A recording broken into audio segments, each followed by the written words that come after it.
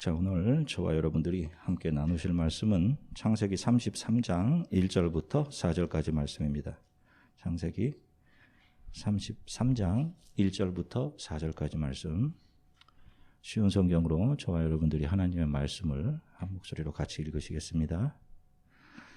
야곱이 눈을 들어보니 에서가 오고 있었습니다. 에서는 종 400명을 거느리고 있었습니다. 그래서 야곱은 레아와 라헬과 두 여종에게 아들들을 나누어 맡겼습니다. 야곱은 여종들과 그 아이들을 앞에 세우고 레아와 그 아이들을 뒤에 세웠습니다. 라헬과 요셉은 맨 뒤에 세웠습니다. 야곱은 맨 앞으로 나갔습니다. 야곱은 형이 있는 쪽으로 다가가면서 7번이나 땅에 엎드려 절했습니다. 그러자 에서가 달려와 야곱을 맞이했습니다. 에서는 야곱을 끌어안고 그의 목에 얼굴을 기대었습니다. 그리고 야곱에게 입을 맞추었고 두 사람은 함께 소리내어 울었습니다. 아멘. 할렐루야. 여러분 한 주간 동안 평안들 하셨습니까? 예. 자, 우리는 지난 시간에 야곱의 야복강에서 야곱과 하나님의 사자와의 씨름이 담고 있는 십자가의 복음에 관해서 자세하게 말씀을 나누었습니다. 우리가 살펴본 것처럼 야곱의 야복강 사건은 원하는 바를 가지고 포기하지 않고 열심히 간절히 기도하면 하나님께서 들어주신다든지 보좌를 흔드는 기도를 해야 한다는 등 인간의 열심에 관한 이야기를 담고 있는 것이 아니라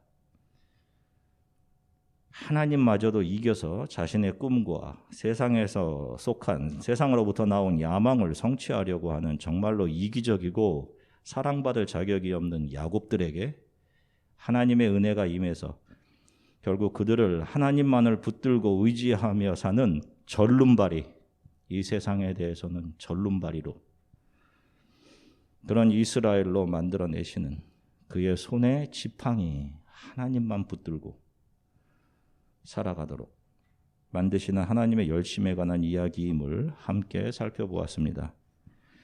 야곱이 하나님의 사자에게 자신을 축복해달라고 애원합니다.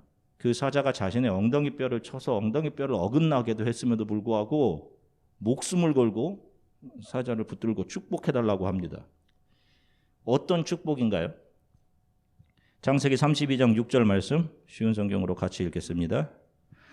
심부름꾼들이 야곱에게 돌아와 말했습니다. 주인님의 형님이신 에서에게 다녀왔습니다. 에서는 400명을 거느리고 주인님을 만나러 오고 있습니다. 자, 보세요. 집으로 돌아가는 길에 자신의 형인 에서가 400명의 사람들을 거느리고 야곱에게 오고 있다라는 소식이었습니다. 이것이 야곱에게 좋은 소식이었을까요? 야곱은 형을 속이고 또 아버지를 속여서 형에게 가야 할, 장자에게 가야 할 축복을 가로챈 사람이었습니다. 그에게 당했던 형 에서가 사람 한두 명도 아니고 400명을 거느리고 오고 있습니다. 이 소식은 야곱에게는 형이 나를 죽이려고 하고 있구나. 그래서 400명의 군사들과 함께 달려오고 있구나라는 생각을 하게 했을 것입니다. 그래서 그 소식을 듣자마자 머리를 짜내기 시작합니다. 그리고 자신들의 가족들을 정렬을 시킵니다. 여종들을 맨 앞에 세우고 그 다음 줄에 레아가 낳은 자녀들을 세우고 마지막 줄에 라헬과 요셉을 세웠습니다. 이것은 맨 앞에 선 사람들은 죽어도 맨 뒤에 있는 사람들은 도망쳐서 살아날 수 있을 것이다 라는 생각에서 그가 고안해낸 것이었습니다. 인간 방패를 세운 거죠.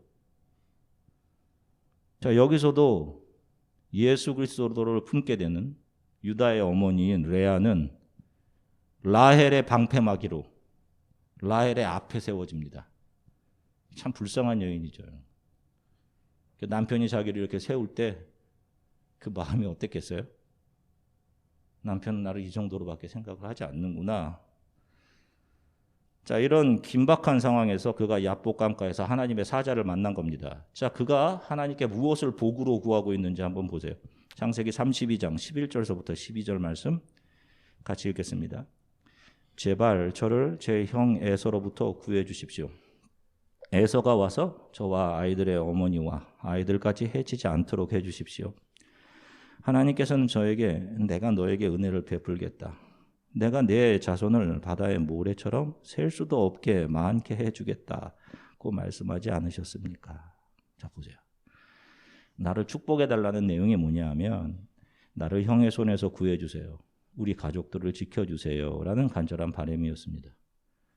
근데 여러분, 하나님의 약속은 이미 야곱의 아버지의 아버지인 아브라함 때부터 이미 야곱에게 주어져 있었어요. 그럼에도 형으로부터 살려달라고 어떻게 해서든 살아보려고 다른 종들을 자신의 앞에 세워 형을 맞이하게 하고 아내인 레아조차도 자신 앞에 방패막이로 세워 자신과 자신이 소중하게 여기는 것들은 지키겠다고 자신의 머리로 작전과 계획을 다 짜놓은 것입니다. 아마도 이런 못된 작전도 하나님의 뜻이다라고 스스로 생각했을 거예요. 이것도 하나님의 뜻이야 라고 생각했을 겁니다.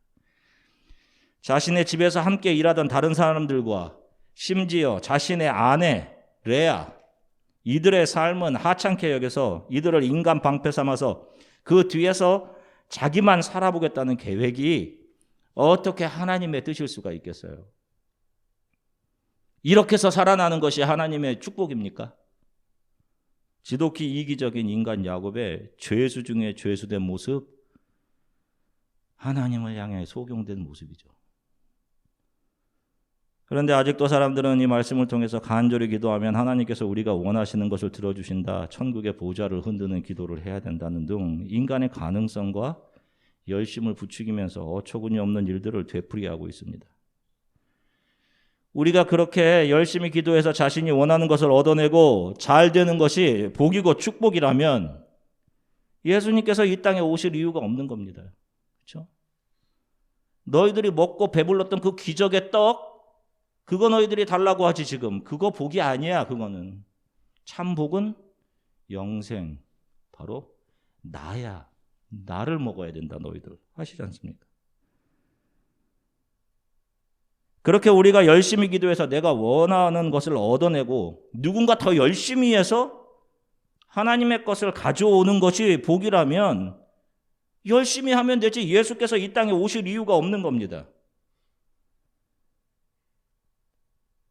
저와 여러분들, 이 지극히 이기적인 저와 여러분들의 눈은 하나님을 볼 수가 없어요. 우리의 눈은 우리와 어떻게 해서든지 이 땅에서 우리의 것을 챙겨내는 것, 거기에만 열려 있어요.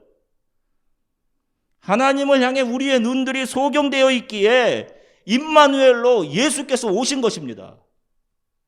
볼 수 있게. 우리는 연약하기에 눈앞에 보이는 어려움들에 대해서 지금도 하나님께 기도할 수 있어요. 하나님 이걸 좀 이렇게 해주세요. 그럼에도 불구하고 우리가 바라는 세상의 떡들이나 때로는 건강보다 더 비교할 수 없는 예수 그리스도를 우리에게 주셨군요. 그 사실을 신뢰하고 그분이 원하시는 바가 내 삶에 이루어지기를 바라고 기다리고 신뢰하는 것이 성도들이고 성도들의 기도인 거예요. 저와 여러분들도 그렇게 연약한 기도할 수 있어요. 그러나 결국 우리의 기도는 하나님의 뜻이 나를 통해 이루어지게 해주십시오. 나의 죽음도 나의 실패도 유익합니다. 이것으로 수렴이 되는 거예요. 자, 야곱의 이런 모습들은 우리 인간들, 야곱들의 이기심은 이렇게 끝이 없고, 그래서 그들은 하나님의 사랑을 받을 자격도 없고, 그래서 영원한 사망에서 스스로의 힘으로 헤어나올 가망성이 전혀 없다라는 사실을 성경이 저와 여러분들에게 보여주고 있는 겁니다. 하나님을 이기려는 시도를 통해서도 자기 유익만을 취하는 뱀에게 먹혀서 뱀과 한 몸이 된 그런 뱀의 모습이죠. 그래서 그들에게서 나오는 것은 늘 이기적인 자기 채움, 자기 챙기기인 것입니다. 자존심 붙들고 있고, 그런 야곱들의 죄를 위해 예수께서 이 땅에 오셔서 그들의 죄값으로 예수 그리스도 자기 자신을 내어주시는 겁니다. 그리고 그 야곱들을 영원한 사망에서 사셔서 영원한 생명으로 옮겨주시는 겁니다. 그리고 그들을 이스라엘이다라고 불러주시는 거예요. 야곱을 보면 정말로 하나님 앞에 사랑받을 만한 것이 하나도 없어 보입니다.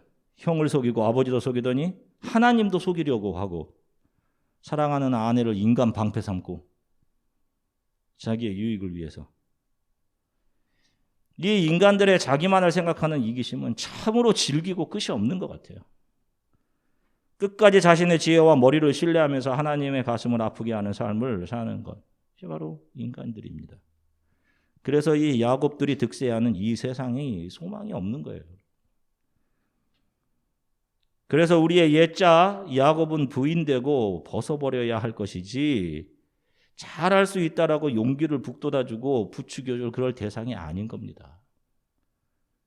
우리에게는 예수 그리스도가 필요하다라는 사실을 복음으로 알려줘야 되는 거예요. 잘 보세요. 그렇게 두려워하던 형 에서가 야곱이 생각했던 것과는 달리 눈물을 흘리면서 야곱을 맞아줍니다. 그리고 야곱에게 입 맞추고 반겨줘요. 자, 그가 바라던 대로 무사하게 해달라고 했던 그 바람이, 그가 축복이라고 생각했던 것이 이루어진 것처럼 보입니다. 자, 그러자 야곱의 삶은 그것에 감사하고 축복을 받은 하나님의 자녀 이스라엘로서의 삶이 아니라 다시 이전의 야곱, 그 모습 그대로로 돌아가요. 자, 갑니다. 창세기 33장 12절서부터 18절 말씀 같이 읽겠습니다. 에서가 말했습니다. 자, 이제 가자. 나도 너와 함께 가겠다. 그러나 야곱이 에서에게 말했습니다. 형님께서도 아시겠지만 아이들은 약합니다. 게다가 가축대와 그 새끼들도 걱정이 됩니다. 하루 동안 너무 많이 걷게 되면 짐승들이 다 죽을 것입니다. 그러니 형님 먼저 가십시오. 저는 천천히 뒤따라 가겠습니다. 가축대와 아이들의 걸음걸이에 맞추어 천천히 가겠습니다. 그리고 세일에서 다시 형님을 뵙겠습니다. 그러자 에서가 말했습니다. 그렇다면 내가 데리고 있는 사람 중 몇 명을 내 곁에 남겨두어 너와 함께 오게 하마. 야곱이 말했습니다. 어찌 그렇게 하겠습니까? 내 주인인 형님의 친절한 마음만으로도 만족합니다. 그리하여 그날 에서는 세일 쪽으로 다시 돌아갔습니다. 하지만 야곱은 숲곳으로 갔습니다. 그곳에서 야곱의 자기 식구들이 머물 집을 지었습니다. 그리고 짐승들을 위해 우리를 지어주었습니다. 그래서 그곳의 이름은 숲곳이 되었습니다. 야곱은 밧단 아람을 떠나 가나안 땅 세겜성에 무사히 이르렀습니다. 야곱은 성 동쪽에 장막을 쳤습니다. 잘 보세요.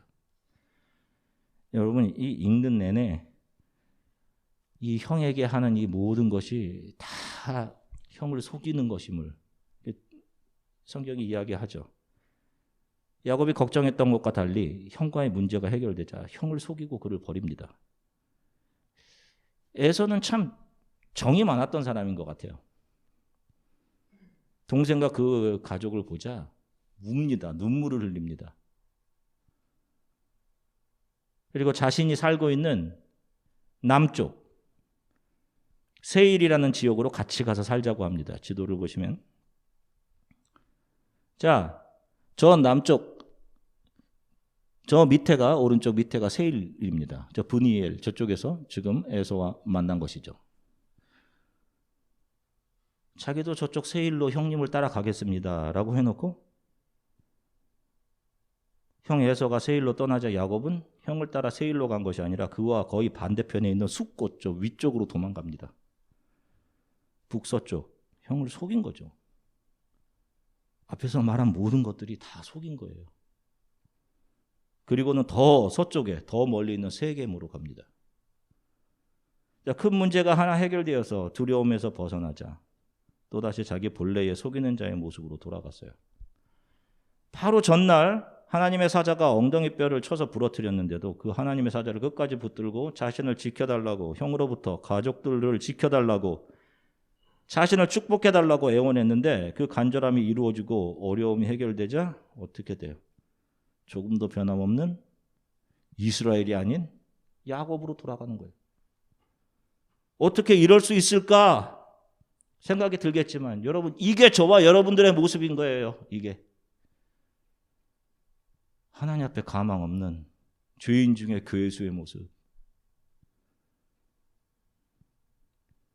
어떤 문제가 닥쳤을 때 하나님 제발 이 문제 해결되게 해주십시오. 그러면 하나님 열심히 주를 섬기고 하나님께서 시키든 뭐든 다 할 테니까 이거 해결되게 해주세요 했다가 그 문제가 해결되었으면 하나님을 더 잘 섬기고 하는 것이 아니라 더 잘 되기 위해서, 그것이 정말로 가망 없는 우리 죄인들의 모습이란 말입니다. 두려워 떨고 있는 동생 야곱에게 자기 집이 있는 세일로 가서 같이 살자고 하는 형 에서가 더 정도 많고 뒤끝도 없고 의리도 있고 사나이다 와요. 근데 야곱은 이런 에서를 속여서 자신의 유익을 챙겨내죠. 자, 창세기 33장 18절서부터 20절 말씀 같이 읽겠습니다. 야곱은 밧단 아람을 떠나 가나안 땅 세겜에 무사히 이르렀습니다. 야곱은 성 동쪽에 장막을 쳤습니다. 야곱은 장막을 친 밭을 세겜의 아버지 하몰의 아들들에게서 은돈 100개를 주고 샀습니다. 야곱은 그곳에 제단을 쌓고 그 이름을 에렐로헤 이스라엘이라고 지었습니다. 자, 세겜에서 아예 땅도 삽니다. 그리고 거기에다가 단을 쌓습니다. 자, 세겜은 형이 가차기 살자고 한 세일과는 반대편에 위치한 곳이죠. 게다가 자신이 하나님께 약속했던 장소, 단을 쌓고 예배를 드리고 자신의 소유의 10분의 1을 드리겠다라고 했던 장소는 세겜이 아니라 베델이었습니다. 형도 속이고 하나님도 속이고 있는 거예요. 자기가 좋은 곳으로 가서 자기가 정착하고 싶은 곳에 정착했으면서 그 편한 곳에 가서 자기는 제단을 쌓고 그럴싸하게, 게다가 그 제단의 이름을 에렐로에 이스라엘이라고 불렀어요. 하나님은 강한 자의 하나님, 이스라엘의 하나님입니다 라는 의미입니다. 이스라엘은 자기죠. 강한 자의 하나님, 자기가 강한 자라는 거예요. 왜 강한 자입니까? 나는 내가 열심을 내어서 하나님께서 나 이렇게 잘 되게 해주셨다라는 거예요. 기도의 용사, 요즘 말로 하면 큰 믿음의 사람이라고 칭한 거예요. 이게 무슨 큰 믿음입니까 정말? 하나님의 뜻 아래서 자신의 뜻과 생각이 부인되어야 하는 것인데 그것이 아니라 자신의 뜻과 생각을 채우기 위해 하나님마저도 이용해서 자기의 것을 얻으려고 하는 야곱의 파렴치함, 조금도 사랑받을 자격이 없음, 아까 말씀드린 것처럼 뱀과 한 몸이 된 간사한 뱀의 모습이 적나라하게 드러나고 있는 거예요. 여기서 우리가 무엇을 배우는 겁니까? 배울 수 있어요. 우리는 야곱처럼 이렇게 속이지 말자, 믿음을 지키자, 이런 우리 인간 의지에 가능성을 부여하는 것들입니까? 아니요. 우리 인간은 전적으로 완전히 부패한 죄인이라는 것을 보여주고 있는 거예요. 그렇게 인간은 자신의 힘으로는 여호와 하나님을 믿을 수도 없고 신뢰할 수도 없으며 산자들의 모임인 영원한 천국을 소망할 수도 없는 땅의 것들만을 바라보며 살아가는 뱀의 자녀들이다. 너희들이 이런 상태였어. 이걸 보여주고 있는 겁니다. 그런 야곱인데 하나님께서 여인의 후손 예수 그리스도를 통해 그를 이스라엘로 거듭나게 리제너레이션, 다시 태어나게 해 주신 겁니다. 야곱은 죽고 이스라엘로 살아나게 되는 거예요. 우리들 중에서도 그렇게 바라던 어떤 문제가 해결되면 하나님이 원하시는 예배를 드리고 섬기는 일들이 뒤로 미루어지고 하나님을 배신하게 되는 사람들이 있습니다. 그렇지 않습니까? 우리 다 그렇죠. 배신하고 자기가 원하는 방식으로 자신의 편리에 맞게, 자신의 생각과 자신의 편리에 맞게 그곳에 가서는 하나님은 나와 함께 계셔. 이렇게 자기만을 위한 하나님을 부족처럼 달고 있단 말입니다. 그것이 바로 하나님이 원하셨던 방법과 장소가 아닌 자신이 자기 생각대로 편리를 따라 세겜에서 제단을 쌓고 하나님은 강한 자, 이스라엘이 하나님이다, 에렐로의 이스라엘이라고 한 것과 똑같은 거예요. 나는 하나님을 사랑해 말하는데 그 하나님은 자기 원하는 대로 자기 바램을 채워주는 도구에 불과한 거죠. 종교심이죠. 야곱들에게서 나오는 그 야곱의 종교심을 보여주는 것이 바로 에렐로의 이스라엘인 것입니다. 하나님은 결국 그렇게 자기만을 아는 야곱을 무너뜨려 내시죠.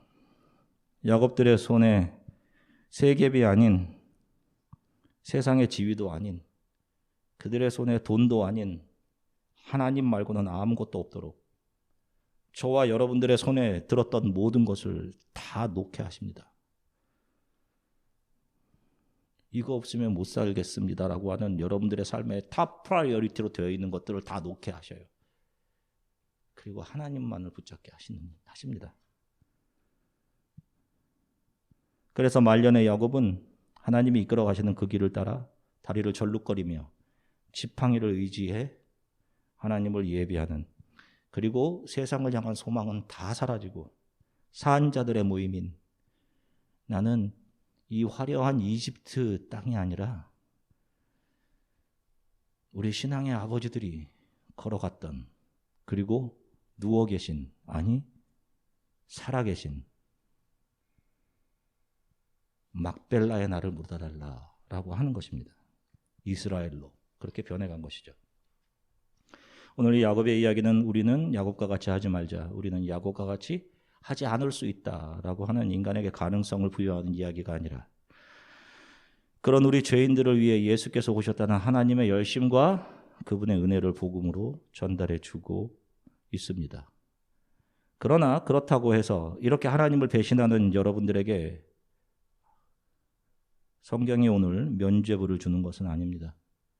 적어도 우리가 하나님의 손에 의해 이스라엘로 만들어져 가고 있는 사람들이 분명하다면, 오늘 나에게 세상에 옷이 벗겨짐이 있어야 하고, 그런 자신의 이기적이고 자신만을 생각하고 하나님을 배신하는 자신의 죄성으로 인해 가슴 아파함이 있어야 하고, 그런 자신을 위해 예수 그리스도를 보내주시고 예수께서는 그런 나를 위해 자신을 십자가에서 내어주신 일이 너무도 고맙고 감격스러워서 오늘을 눈물로 회개하고 감사하고 하나님께 기뻐함이 우리의 삶에 매일 있어야 하는 것입니다.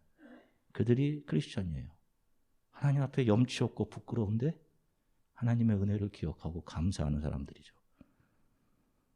계속 벗겨져야 하는 야곱이라는 옷을 계속 껴입고 있으면서 입으로 자신은 하나님을 잘 알고 있다라고 말하고 자신이 아닌 다른 사람들을 위해 기도하자라고 하는 그런 모든 것들은 다 위선이요, 상투적인 종교적인 언어들이거나 주문들에 불과한 거예요, 여러분.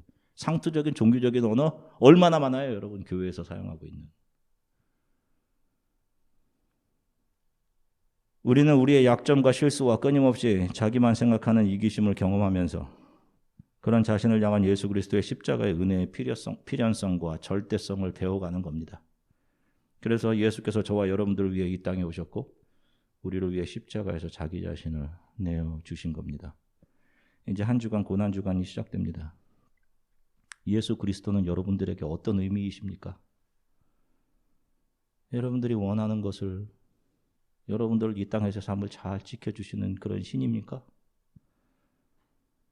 나의 모든 죄를 위해 자신을 내어주신 하나님의 아들이시기에 나의 모든 것, 나의 생명보다도 더 귀한 여호와 하나님이십니까? 그리고 나의 삶을 이끌어 산자들의 모임인 영원한 천국으로 이끌어 가실 나의 구세주이십니까? 하나님의 사랑과 예수 그리스도의 은혜를 묵상하며 보내는 한 주간이 되시기를 주 예수 그리스도의 이름으로 간절히 축원합니다. 잠시 기도하겠습니다. 하나님, 야곱의 삶을 통해서 정말로 야곱된 저의 모습을 그대로 보여주시니 참 부끄럽고 감사합니다. 이렇게 나만을 생각하고 내 유익만을 구하던 저를 위해 예수께서 이 땅에 오셨습니다.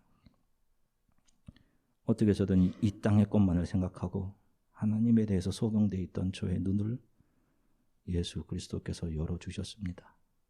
십자가에서 자신의 몸을 내어주심으로 나의 모든 죄의 대가를 치루어 주시고 영원한 죽음에서 영원한 생명, 하나님의 자녀로 옮겨주셨습니다. 감사합니다, 주님. 여전히 부족하지만 하나님의 은혜를 매일 기억하고 하늘에 소망을 두고 나를 이스라엘로 변화시켜 가실 하나님을 신뢰하며 신앙의 길을 잘 견디고 이겨내게 하나님 도와주십시오. 고난주간 주 예수 그리스도를 기억하면서 한 주간을 보내게 하나님 도와주십시오. 우리 이렇게 잠시 함께 기도하겠습니다. 주님, 참 감사합니다, 주님. 어떻게 사람이 이럴 수 있을까? 참 어떻게 이렇게 사랑이 지극히 이기적이고 간사하고 자기의 유익만을 구할 수 있을까 하는 이 모습이 너희들의 모습이다라고 보여주시는 주님, 참 부끄럽지만 이 죄인된 우리들의 모습을 드러내어 보여주셔 감사합니다. 부끄럽지만 이런 우리를 감히 쳐다보지 못하는 우리를 주의 손으로 어루만져 주시고, 너를 향해 돌을 던지던 사람들이 어디 있느냐, 나도 너를 정죄하지 않는다, 그렇게 우리를 따뜻이 긍휼히 여겨주시며 하나님의 자녀 삼아 주셨습니다. 살아가는 동안 많은 힘든 일이 있습니다, 주님. 그러나 하나님의 은혜와 예수 그리스도의 사랑이 그런 힘든 것 때문에 그 하나님의 놀라우신 사랑과 은혜를 잃어버리고 살지 않도록 하나님 도와주십시오. 한 주간 살아간 일주일 예수 그리스도께서 걸어가신 고난의 길들을 기억하면서 예수 그리스도가 나의 삶에 어떠한 의미인지를 다시 한번 묵상하며 예수를 주로 고백하게 되는 그런 저에게 속한 성도들 되게 도와주시기 원합니다. 감사드리며 예수 그리스도 이름으로 기도드립니다.